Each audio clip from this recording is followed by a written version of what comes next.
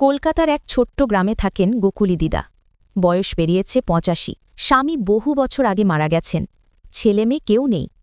ঘর একেবারেই খালি। শুধু এক কোণে ছোট্ট কৃষ্ণমূর্তি বাঁশি হাতে দাঁড়িয়ে, ঠোঁটে সেই চিরচেনা মিষ্টি হাসি। গোকুলী দিদার দিন শুরু হয় সেই মূর্তির সঙ্গে ঝগড়া দিয়ে।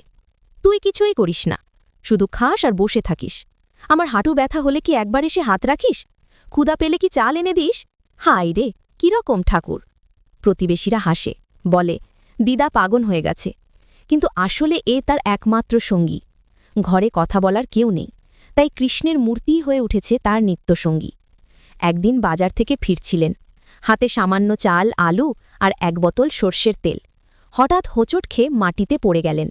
হাঁটু ফেটে রক্ত। ব্যথায় আর উঠতে পারলেন না। থলি ছিঁড়ে চাল, আলু, তেল সব গড়িয়ে গেল রাস্তায়। চারপাশে লোক থাকলেও কেউ এগিয়ে এলো না। ঠিক তখনই এক কিশোর ছুটে এসে বলল, ঠাকুরমা, ধরুন আমার হাত, আমি উঠিয়ে দিচ্ছি। দিদা তাকালেন, মাথায় ময়ূরের পালক, চোখে দুষ্টু অথচ গভীর চাউনি।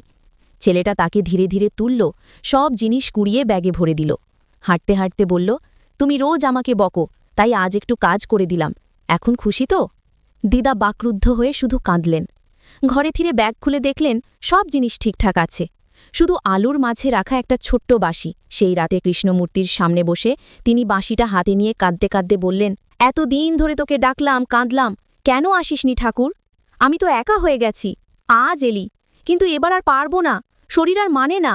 অশ্রু ভেজা চোখে তিনি মূর্তির দিকে তাকিয়ে রইলেন। মনে হলো মূর্তির ঠোঁট থেকে আস্তে আস্তে এক অদৃশ্য সুর বেরোচ্ছে, বাঁশির সুর, যা ঘর ভর্তি করে দিল শান্তিতে। গোকুলী দিদা মাটিতে শুয়ে পড়লেন, হাতে বাঁশি, চোখ বন্ধ, ঠোঁটে ক্ষীণ হাসি, যেন কৃষ্ণের সুরে ভেসে তিনি ঘুমিয়ে গেলেন চিরকালের জন্য। সকালে প্রতিবেশীরা এসে দেখল দিদা নেই, শুধু ঠাকুরের মূর্তির পাশে তার হাতে বাঁশি ধরা, মুখে শান্তির হাসি। এই গল্প আমাদের শেখায়, ভক্তি কখনো বৃথা যায় না। ভগবান দেরি করলেও শেষ মুহূর্তে এসে ভক্তকে নিজের কাছে টেনে নেন। কমেন্টে লিখুন, ঠাকুর, আমাকেও শেষ সময়ে ভুলে যেও না।